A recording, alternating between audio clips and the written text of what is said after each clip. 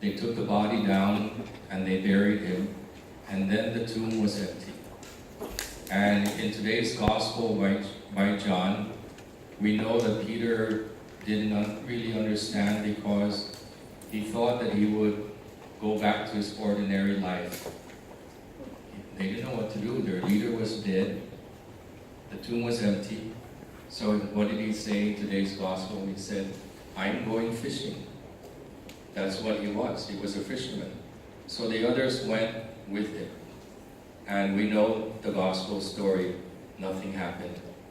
All night long they fished and nothing happened. And then as the night was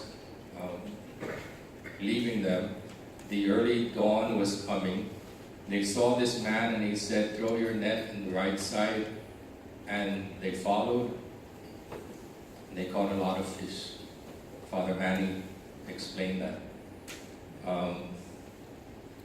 But then there's one detail in that gospel that I like to look at, that I don't know if you noticed.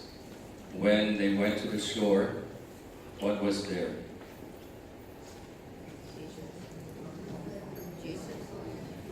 Barbecue, yeah.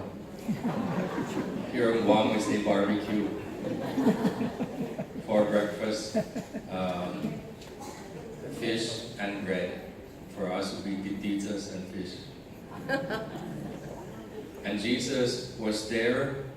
The gospel writer said, at the charcoal fire. In all the gospels, there are only 2 times when we have a charcoal fire. And today is the first and the second time that it appears. Jesus is there.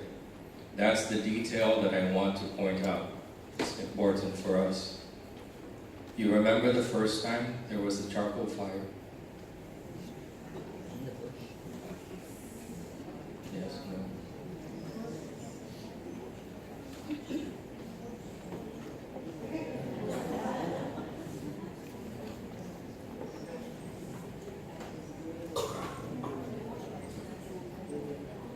We have the same Bible.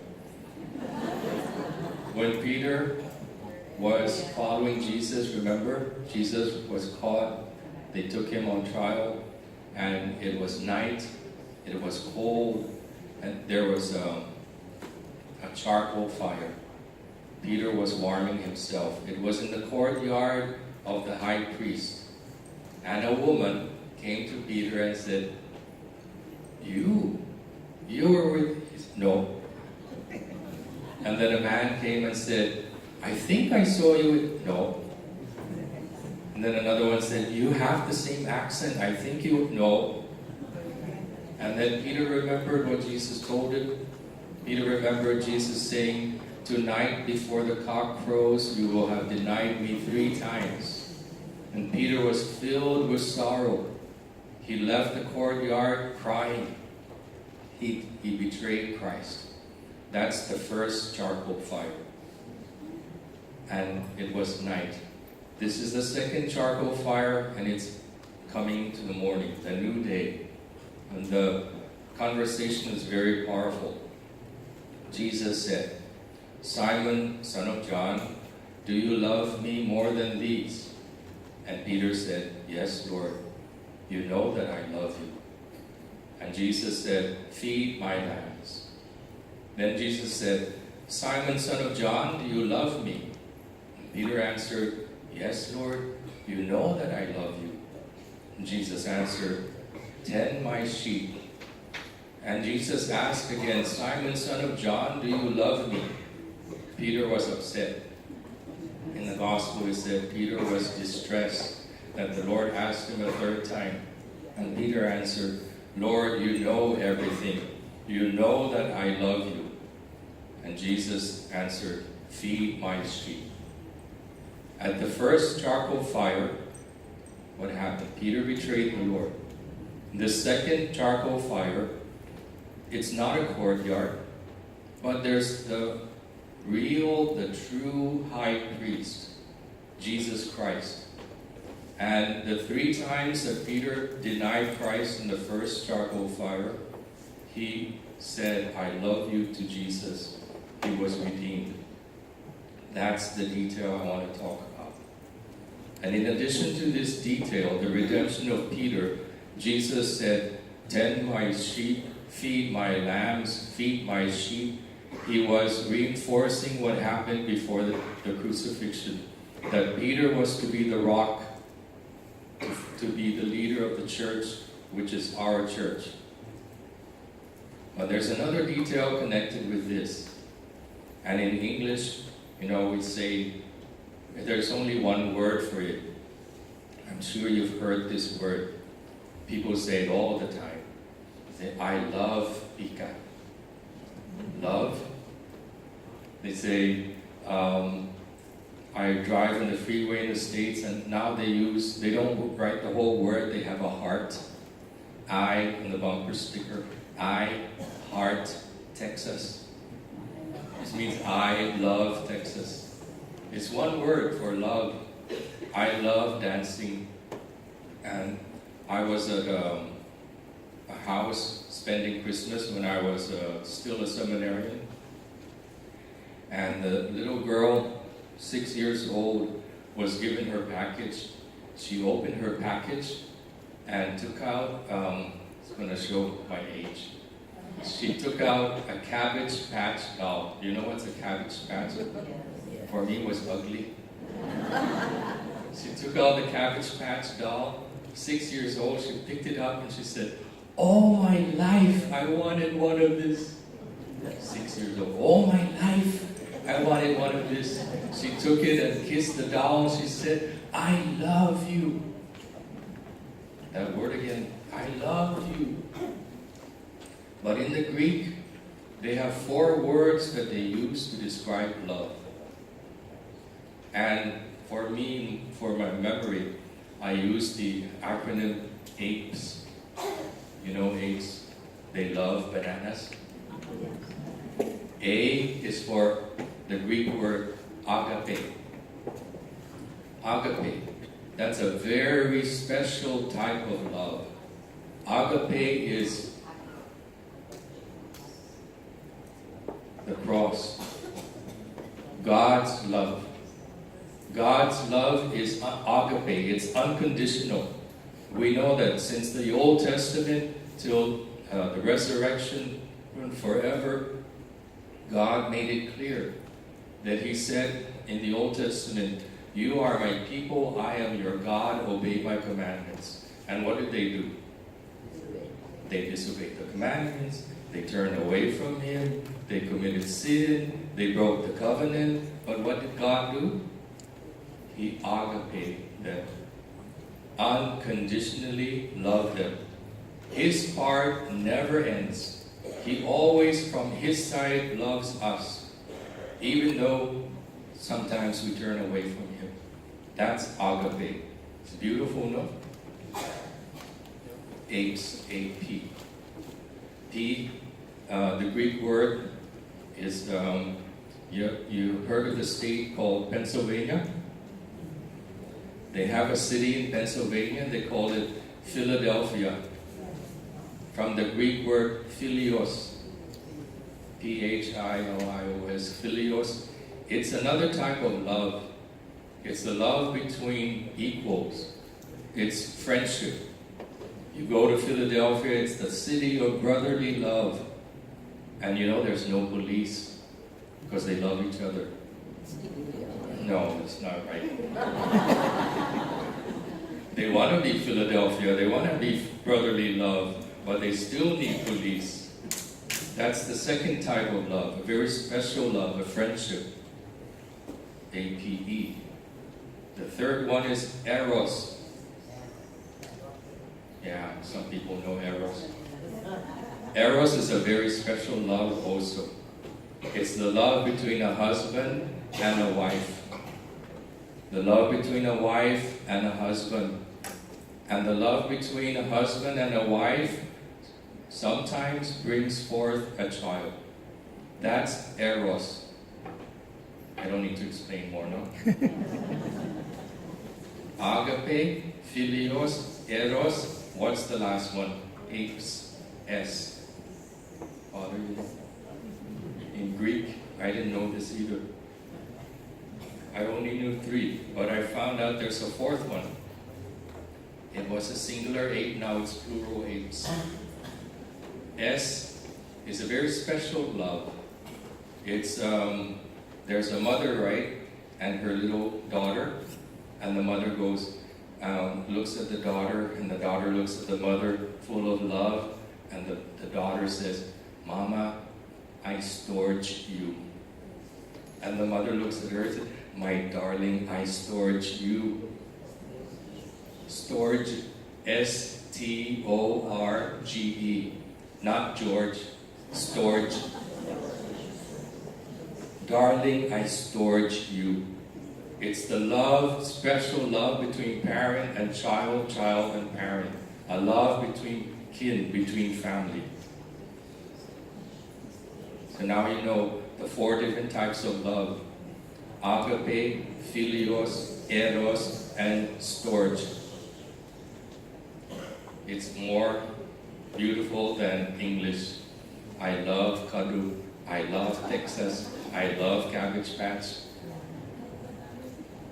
The conversation becomes very different then when we understand this detail. It goes like this. Simon Peter at the seashore, in the new charcoal fire, in the new day, Christ is risen. Jesus says to Peter, "Simon, son of John, do you agape me more than these?" And Peter looks at him and says, "Yes, Lord, you know that I philios you." And Jesus says, "Simon, son of John, do you agape me?" And Peter said, "Yes, Lord, you know that I philios you." And then Jesus said, "Simon, son of John, do you philios me?" And Peter says, "Lord, you know everything. You know that I philios you." Peter could not say agape. He knew he betrayed the Lord 3 times already. He could not love unconditionally. When he was afraid, he ran away. But in this new charcoal fire, in this new day, when Christ continues to live, the tomb is empty. He has resurrected. Christ shows his agape. He goes to the one who betrays him and he says, "Okay, you cannot agape me. Do you philios me?" And Peter says, "Yes." And Peter loved the Lord so much. We know at the end of his life, he had to give up his life. He was killed for love of God. It's beautiful, right? And if I remember correctly, to have this kind of love, I think you understand. To understand that someone loves us makes us different people. You can see it with teenagers. The father says to his mother, "What's wrong with your daughter?" And the mother says, "I think she's in love." Right? They're like spaced out. What's wrong with it? The love of my heart. When we find someone who loves us, we have someone who loves us. Jesus Christ loves us agape. No matter what we do, he always loves us. And when we say yes to his love, that's when the miracles happen. The apostles said yes, they obeyed him, threw the net in the sea, and it was full of 153 fish. St. Jerome said that is the symbol. That's the sign that Christ is there for everyone. The 153 fish was the number of fish at that time. That's how they understood it. The number of fish to be found in the whole world. And that Christ is there not just for the apostles, but for all of us, even us here in PT. Forever, Christ agapes us. And miracles happen. We're not left alone. Christ always takes care of us. The thing to do is to keep saying yes to him. Yes, I love you. If I remember correctly, this Acies is connected with the Annunciation, right? And I don't know if you know, this year's Annunciation was very special. Each year is special. This year was extra special. Why? In the 20th century, it happened 3 times. In the whole 20th century, it only happened 3 times. In 1910, in 1921, and 1932. In the 21st century, it happened twice. 2005 and this year, 2016. What happened?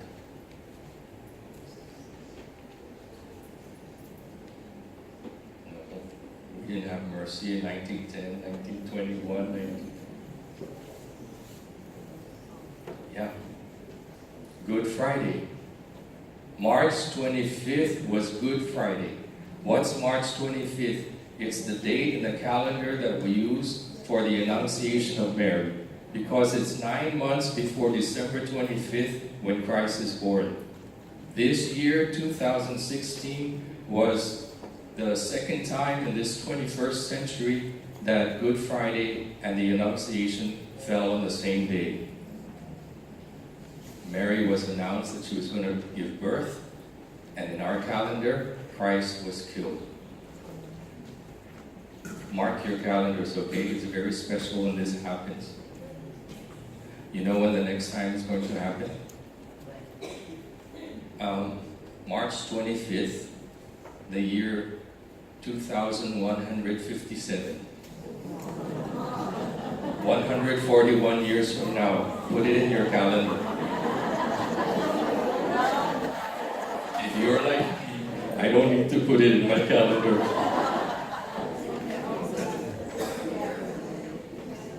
But you see what happened on March 25th. The angel came, named Gabriel, to the young woman, the teenager, and said, Behold, Hail Mary, full of grace, the Lord is with you. And what did she say? She said, yes, out of love. And out of that love was born Christ, the one full of agape. Mary gives us the example. She also had agape for the Lord. No matter what she faced, she was always agapeing the Lord. The most we can do sometimes is philios, just like Peter. But we're not alone. The Lord can help us. And sometimes our love can be agape. That's the love the saints have, like Saint Padre Pio, bleeding with the stigmata, suffering every day. But every day he said, I love you, Lord. And the miracles took place. This is the gift for us today. The Lord says to us that he agapes us. Mary shows that she agaped the Lord. And when we say yes to this agape, who knows what will happen? Another way of saying it, the angel told Mary, was, nothing is impossible for God.